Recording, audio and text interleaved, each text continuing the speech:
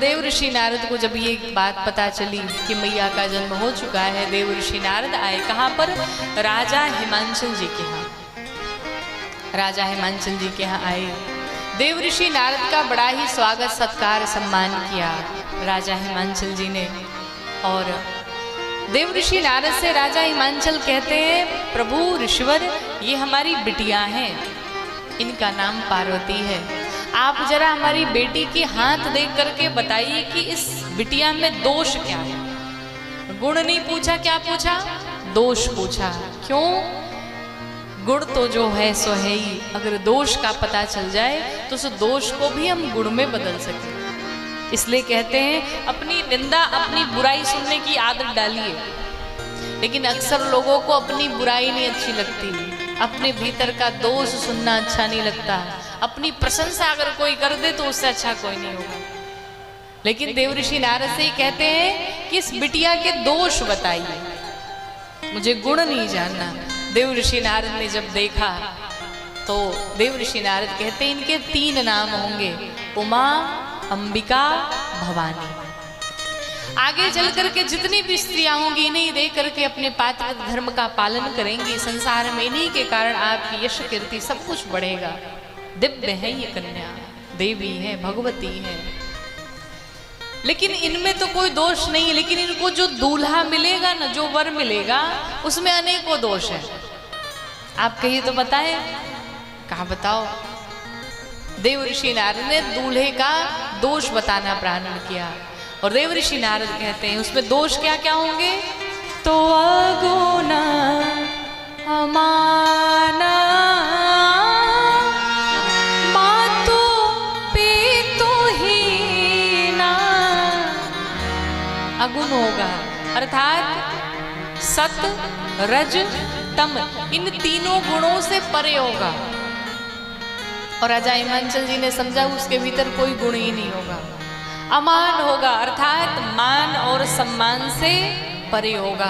मान सम्मान की चिंता सबको होती है, हमारा सम्मान हो, पर बाबा को अपने मान सम्मान की कोई चिंता नहीं रहती है। बाबा के ऊपर जल चढ़ाओ तो भी खुश, दूध चढ़ाओ तो भी खुश, जो कोई न पूछे वही चढ़ा दो तो भी बाबा खुश। बाबा की कोई डिमांड नहीं है।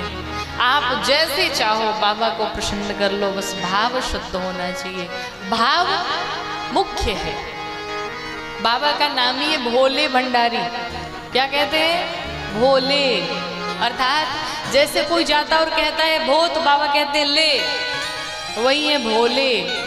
बाबा अगर कोई सबसे शीघ्र प्रसन्न होने वाले देवता हैं तो वो है भगवान भोलेनाथ। जो भी भगवान भोलेनाथ के भक्त हैं, भगवान के चरणों में आपकी प्रीति, आपकी श्रद्धा, आपका विश्वास सदैव बना रहे। भगवान के पास जाइए तो भगवान से बस यही कहिए कि प्रभु हमें कुछ नहीं चाहिए, बस आप चाहिए। आपका प्रेम, आपके चरणों में मेरा विश्वास सदैव बना रहे। देव ऋषि नारद कहते अगुण होगा, अमान होगा, उसके माता पिता नहीं होंगे, विकराल वेश होगा, बड़ी बड़ी विशाल जटाएं होंगी। जैसे ही राजा हिमांचल जी ने सुना हमारी इतनी सुंदर बेटी और इतनी सुंदर बिटिया के भाग्य में ऐसा पागल पति, राजा हिमांचल रोने लगे। देव ऋषि नारद से जाकर के राजा हिमांचल जी ने कहा सरकार कुछ उपाय करिए, दुल्हा को चेंज करिए, बदलिए।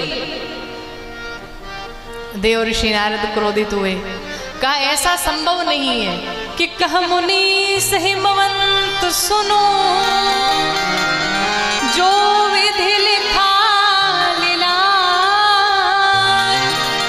देव दनुज नर नाग मुनि को न में डनिहा। मैं तो क्या, मेरे पिता ब्रह्मा जी भी अगर चले आए और चाहे कि इस बिटिया के भाग्य में जो वर लिखा है, जो पति लिखा है, जो दूल्हा लिखा है उसको बदल दे, तो वो भी नहीं बदल सकते। जिसके भाग्य में जो रहता है उसे वही मिलता है। इसलिए रोने गाने का कोई मतलब नहीं है। भगवान ने जिसका विवाह जहाँ भी फिक्स किया होता है वही होता है। इसलिए बहुत परेशान न होइए, जो मिला है उसमें आनंद से रहिए, उसी के साथ आनंद से रहिए, किसी से शिकायत न करिए। देव ऋषि नारद ने कहा ये सारे जितने हमने दोष बताए ना, ये सब भगवान शंकर में हैं।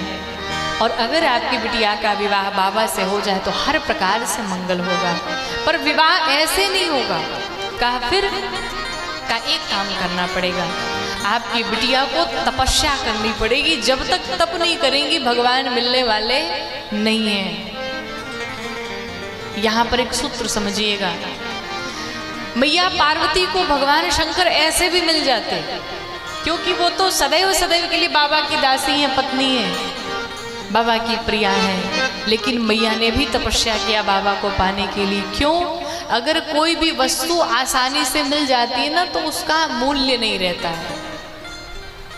आप भी अपने जीवन में चाहे जितने अरबपति हों, उद्योगपति हों, जितना आपने धन कमा रखा हो, लेकिन ऐसा नहीं कि समय से पूर्व ही अपने बच्चों को ढेर सारा धन दे दे, ताकि वो बच्चा समझ ही नहीं पाए कि इतने सारे पैसे कहाँ से आ गए। ये ज़रूरी है बताना, बच्चों को दिखाना कि कितनी मेहनत से, कितनी संघर्ष से ये सारे पैसे आते हैं। इसलिए समय से पहले कुछ भी ना करें। मैया तपस्या करने चल पड़ी। मैया पार्वती ने भगवान शंकर को पाने के लिए इतनी कठिन तपस्या की कि 1000 वर्ष तक मूल फल खाए, 100 वर्ष तक साग खा करके बिताया। किसी ने कहा कि बाबा को बिल्वपत्र बड़ा प्रिय है, तो मैया भवानी 3000 वर्ष तक बिल्वपत्र खा करके अपना जीवन यापन किया।